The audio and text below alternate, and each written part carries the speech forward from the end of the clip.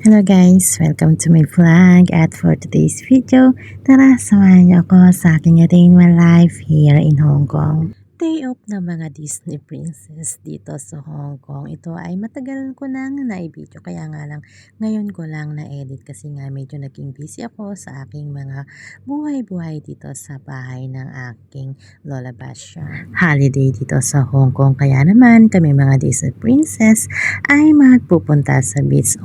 So ang aking biyahe papunta doon sa beach na pupuntahan namin ng aking mga kasamang kaibigan na Disney princess ay maabot ng mahigit 1 oras. So nag-pass muna ako, tapos nag-train, tapos pagbaba namin doon sa may sakayan papunta doon sa beach na pupuntahan namin ay magsasakay na ulit kami ng bus. So ito na nga, nagkita-kita na kami ng aking mga kaibigan na Disney princess at kami ay magbibiyahe na papunta doon sa beach na pupuntahan namin. Medyo malayo lang itong beach na pupuntahan namin dito sa may Sheko. Kaya nga lang, yun nga lang ay worth it naman kasi malinis yung beach, tapos ang ganda ng views, lalo na yung mga dadaanan mo. Feeling ko nga pagka dumadaan kami dito ay para kaming magbibiyahe papuntang Baguio ko yun. Tapos kaya lang may makikita ka nga na yung mga beach.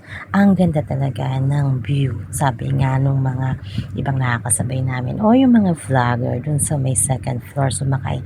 Pero nga ako nga ay hindi kami nakaakyat doon sa may second floor ng bus kasi meron akong kasama na mahihiluhin sa bus na Disney princess. Kami mga Disney princess na kasama ko mga kaibigan ay hindi naman laging naglilipot. Yun nga lang pagka meron talagang yung holiday, pagka napag-usapan namin na yung talagang maglipot kami ay talagang pinag-uusapan namin yan.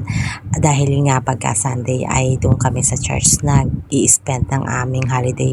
Tapos pagka naman yung mga special holiday dito sa Hong Kong, pagka wala kaming activity sa church ay to yun, nag-uusap-usap kami. At yun na nga, matapos ang aming malayong biyahe ay nag-umpisa na kaming mag-ihaw ng aming pang-lunch. Ay grabe, napakainit talaga. Kaya naman kami ay nag-rent muna ng malaking umbrella para naman hindi kami nakabilad sa araw kasi nga sobrang init. At hindi na ako masyado nakapag-video dito sa may beach kasi nga gusto kong mag-relax at ito na uwian na ng mga Disney princess.